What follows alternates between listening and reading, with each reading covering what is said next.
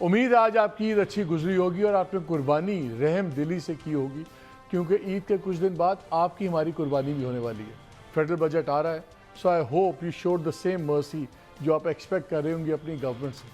عید کا دن ہے، ہم نے کہا کچھ سیریس لوگوں سے تھوڑا سا لائٹ ہارٹڈ باتیں، سیریس باتیں بھی ہوں گی، لیکن let's try to find out کہ ایک پرسنالٹی کو اس کو ہم جانتے ہیں، ایک پبلک پرسونا ہوتا ہے، ایک پرسنل ریالٹی ہوتی ہے۔ تو one of the most controversial people in Pakistan politics کون ہے؟ وہ خواجہ آصف صاحب ہیں۔ وہ روز کوئی نہ کوئی ایسا بیان داغتے ہیں، کبھی پی ٹی آئی والے لڑ رہے ہوتے ہیں، کبھی اپنی پارٹی والے لڑ رہے ہوتے ہیں، کبھی بی جے پی والے لڑ رہے ہوتے ہیں۔ So he is good at string controversies. ہم نے کہا تھوڑا سا عید کے اینگل سے تھوڑا سا لائٹ ہارٹڈ پروگرام کریں جتنا پاسبل ہو، لیکن بہت زیادہ بھی نہیں، بیکاز خواجہ صاحب کو آپ جانتے ہیں وہ پھر بہت آگے بھی اسٹریچ کر جاتے ہیں۔ خواجہ محمد آصف صاحب ڈیفینس منسٹر ہمارے ساتھ ہیں۔ خواجہ صاحب میں بڑا کیئرفلی بات کروں گا کہ ایک پرسیپشن ہوتا ہے نا، پہلے ایک دو باتیں تو کر دیں، یہ بتائیں قربانی لوگوں کی ہو رہی ہے بجٹ میں کہ کوئی آؤٹ آف باکس تھنکنگ سمجھ آ رہی ہے؟ بسم اللہ الرحمن الرحیم۔ ہماری کوشش ہوگی، دیکھیں بجٹ جو جس میں بیلٹ ٹائٹننگ کے اقدامات زیادہ ہوں، آبویسلی وہ ان پاپولر ہوتا ہے، اور ان پاپولر بجٹ جو ہے وہ پاپولیرٹی کو ہرٹ کرتے ہیں۔ تو ہماری سیاستدانوں کی ہمیشہ یہ کوشش رہی ہے، تمام سیاستدانوں کی۔ آپ کا الیکشن ایئر تو ہے نہیں، آپ کو کیا پرواہ ہے؟ ویسے بھی آئی تھنک الیکشن ایئر کی بات نہیں ہے، پاپولیرٹی جو ہے وہ انسٹنٹلی تو نہیں آ سکتی کہ جی آپ الیکشنوں سے 2 مہینے پہلے پاپولر ہو گئے ہیں۔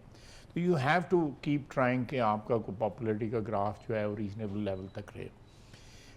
لیکن ہیونگ سیڈ دیٹ، اس وقت جو حالات ہیں اس میں بیلٹ ٹائٹننگ جو ہے، ٹھیک ہے پبلک کو پہ بوجھ پڑ رہا ہے، اور بوجھ جو ہے وہ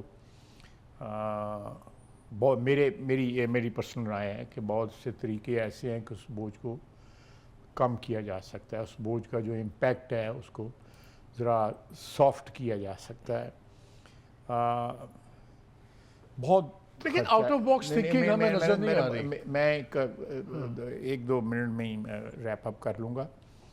دیکھیں ہمارا سرکار کا جو ہے نا خرچہ وہ بہت زیادہ ہے۔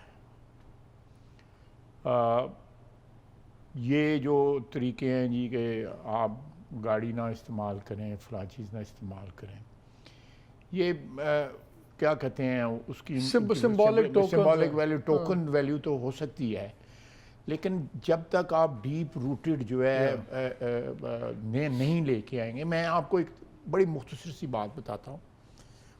ایک کمیٹی تشکیل دی گئی لیٹ 97 میں، یعنی مڈ 90s کے بعد جو ہماری گورنمنٹ آئی تھی، اس میں تھا، طارق سہگل صاحب تھے، جاوید برقی صاحب تھے، اور حفیظ پاشا صاحب تھے۔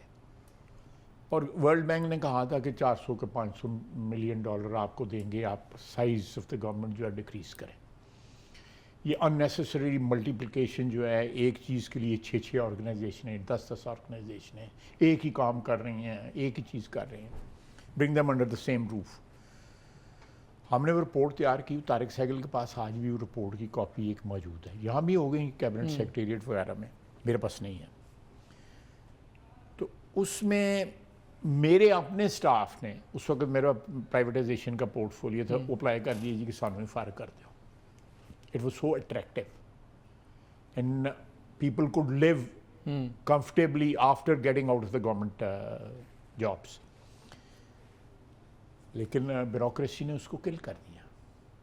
کتاب کہیں پڑھی ہوگی جو ساری رپورٹ جو ہے، میں آپ کو بتاؤں، میں آپ کو ایک بات بتاؤں، میں بھی تھوڑا بہت میں غلط ہوں، لیکن جو میری میموری مجھے دے کہ فائنانس منسٹری ہمارے پاس آئی، تو ہم نے صرف اتنا پوچھا، اس وقت فائنانس منسٹری میں بہت سی چیزیں تھیں، it was not just finance ministry, اور بھی پرائیویٹائزیشن بھی اسی میں تھی، میرا خیال ہے یہ پوسٹل شوسٹل وغیرہ خاصی چیزیں تھیں۔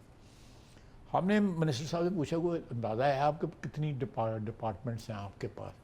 نہیں 30-40 ہوں گی، اتنی ڈپارٹمنٹس ہوں گی جو ادارے، نیچے والے ادارے جو تو کسی منسٹری میں۔ تو میں نے Pasha sahab is also around, Javed Burki sahab بھی 357 and the minister didn't know about it. 357 ادارے تھے نیچے, چھوٹے بڑے یہ, اور منسٹر کو پتہ بھی نہیں تھا. And situation has not changed radically. It has not changed radically. It's slightly changed, but not radically. یہ بہت بڑا بوجھ ہے. میں دیکھنا سیاستدانوں کا تو ٹھیک ہے, ہمیں گالیاں پڑتی ہیں, جسٹیفائڈ بھی ہوتی ہیں, لیکن سیاستدان کوئی بوجھ نہیں ہے. یہ تو مجھے منسٹری ملیں گی, چول ماروں گا, 12 گاڑیاں رکھ لوں گا, 10 گاڑیاں رکھ لوں گا منسٹر بن کے, تھوڑے دیر کے بعد 2-3 سال بعد اپنی اوقات پہ واپس آ جاؤں گا. تو یہ تو ہوتا رہتا ہے. لیکن جو پرپیچوٹی میں جو ہو رہا ہے نا, وہ آپ کا گورنمنٹ کا سٹرکچر ہے جس میں بیوروکریسی شامل ہے.